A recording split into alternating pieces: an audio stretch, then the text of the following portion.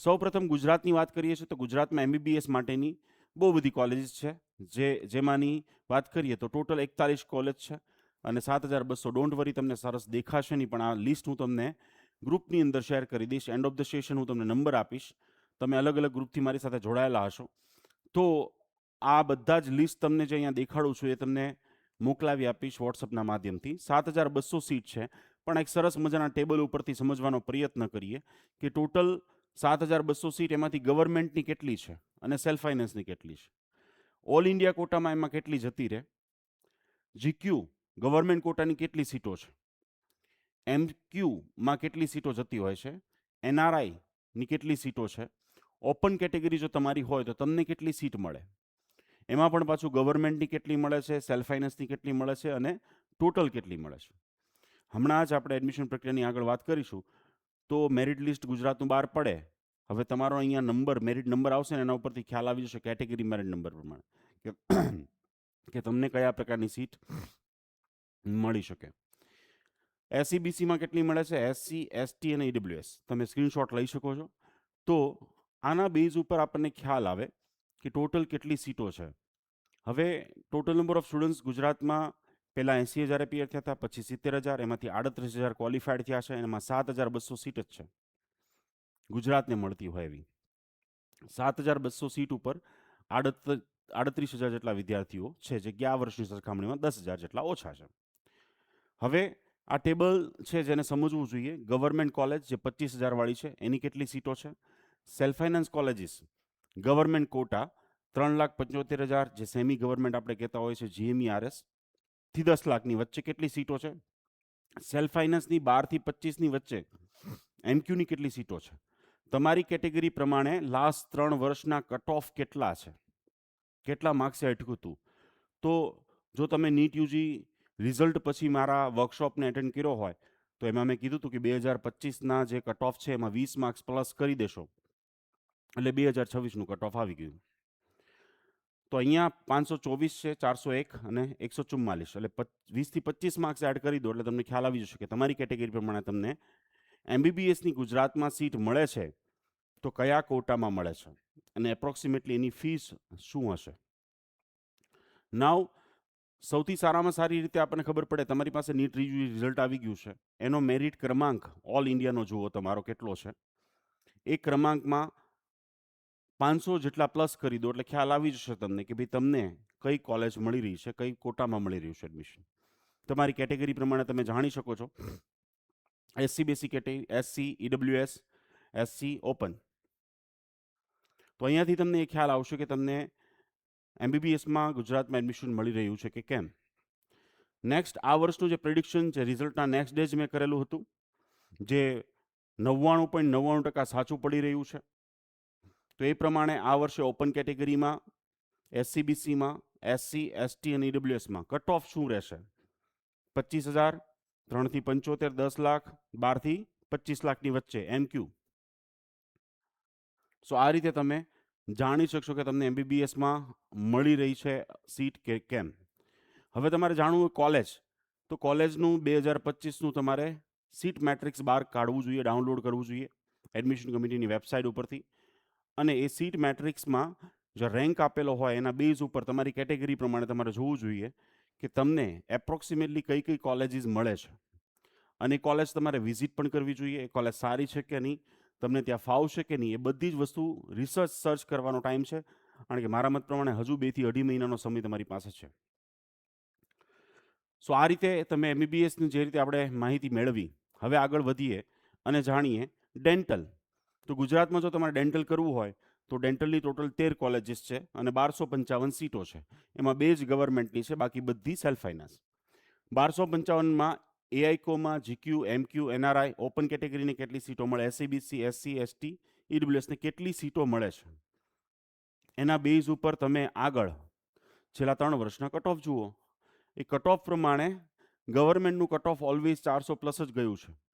ગુજરાતની અંદર એડમિશન પ્રક્રિયાનો ટ્રેડ શું હોય છે, પહેલાં MBBSની સીટો ભરાય, પછી આયુર્વેદિક ગવર્મેન્ટની ભરાય, પછી ડેન્ટલ ગવર્મેન્ટની ભરાય, પછી હોમિયોપેથિક ગવર્મેન્ટની સીટો ભરાતી હોય છે. 2 થી 5 લાખ વાળી કોલેજ, 2 થી 8 લાખ વાળી કોલેજ કઈ તમને મળી શકે એ તમે તમારા છેલ્લા 3 વર્ષના કટ ઓફ, એમાં ખાસ કરીને 2025નું ધ્યાનમાં રાખી 20 માર્ક્સ પ્લસ કરી દો, અથવા મેરિટ છે જે સ્ક્રીન ઉપર દેખાય છે તમને, એ ઓલ ઇન્ડિયા રેન્ક તમારો જે છે એમાં 500 પ્લસ કરી દો, તો તમને ખ્યાલ આવશે કે તમને કયા પ્રકારની કોલેજ મળી શકે છે. ડેન્ટલમાં તમને આ વર્ષનું પ્રિડિક્શન તમારે ગવર્મેન્ટ કોલેજનું જાણવું હોય તો એ તમે સ્ક્રીન ઉપર જોઈ રહ્યા છો તમારી કેટેગરી પ્રમાણે કે આ વર્ષે શું કટ ઓફ રહેશે. નેક્સ્ટ વાત કરીએ તો તમારે જાણવું છે કે ભાઈ મને કયા સિટીમાં કઈ કોલેજમાં એડમિશન મળે છે, એને સરખાવવી હોય તો તમારે 2025નું ઇન્સ્ટિટ્યૂટ વાઇઝ રેન્ક પ્રિડિક્શન બહાર કાઢવાનું છે, કટ ઓફ બહાર કાઢવાનું છે, અને એમાં તમારી કેટેગરી પ્રમાણે જોવાનું છે, એમાં લાઈનો ખેંચવાની છે અને 5 કે 10 કોલેજીસને સિલેક્ટ કરવાની છે, એમાંથી સારી કોલેજ છે એને ચોઇસ ફિલિંગમાં પહેલાં મૂકવાની છે. નેક્સ્ટ વાત કરીએ તો આયુર્વેદા એટલે કે BAMS કોર્સ. તો BAMSની એપ્રોક્સિમેટલી ગણીને બધી જ થઈ અને 45 કોલેજ છે અને ટોટલ જે સીટો છે 3627 છે. ટેબલથી સમજીએ તો 3627માંથી ગવર્મેન્ટની કેટલી, સેલ્ફ ફાઇનાન્સ અને તમારી કેટેગરીને કેટલી સીટો મળી શકે એ તમે આ ટેબલ ઉપરથી જોઈ શકો છો, જેનો સ્ક્રીનશોટ તમે લઈ શકો છો. આગળ વધીએ તો લાસ્ટ 3 યર્સના કટ ઓફથી તમે જાણી શકો કે તમને 4000 વાળી કોલેજ મળે છે કે 2 થી 4 લાખ વાળી કે 4 થી 6 લાખ વાળી, કઈ કોલેજ મળે છે એ કોલેજનું સ્ટાન્ડર્ડ જાણવું હોય અથવા તો કોલેજ પ્રમાણે જાણવું હોય તો ઓફકોર્સ રેન્ક પણ અને કોલેજ વાઇઝ કટ ઓફમાં પણ તમારે જવું જોઈએ. આ વર્ષનું કટ ઓફ કેટલું રહેશે તો 2026માં તમે જોઈ શકો છો કે આ વર્ષનું કટ ઓફ કેટલું રહી શકે છે. નેક્સ્ટ વાત કરીએ તો કોલેજ વાઇઝ તમે કટ ઓફમાં જશો, રેન્ક વાઇઝ જશો તો તમને ખ્યાલ આવી જશે કે તમને આ 10 કોલેજમાં મળવાની શક્યતા છે. નેક્સ્ટ કોર્સ જે ચોથો કોર્સ છે જે નીટના માર્ક્સ ઉપર ગુજરાત અધર સ્ટેટને તમે એડમિશન લઈ શકો એ છે હોમિયોપેથિક. વાત આપણે ગુજરાતની કરી રહ્યા છે તો હોમિયોપેથિકની પણ ખાસી કોલેજીસ 49 કોલેજીસ છે અને ટોટલ સીટ 4617 છે. હવે 4617 સીટમાં 125 જ ગવર્મેન્ટની છે. સેલ્ફ ફાઇનાન્સ ગ્રાન્ટ અને એ પ્રમાણે જુઓ તો તમારી કેટેગરીને કેટલી કેટલી સીટો ગવર્મેન્ટની મળે, સેલ્ફ ફાઇનાન્સની મળે, ગ્રાન્ટની મળે, જે આ ટેબલ ઉપરથી તમે સમજી શકો છો.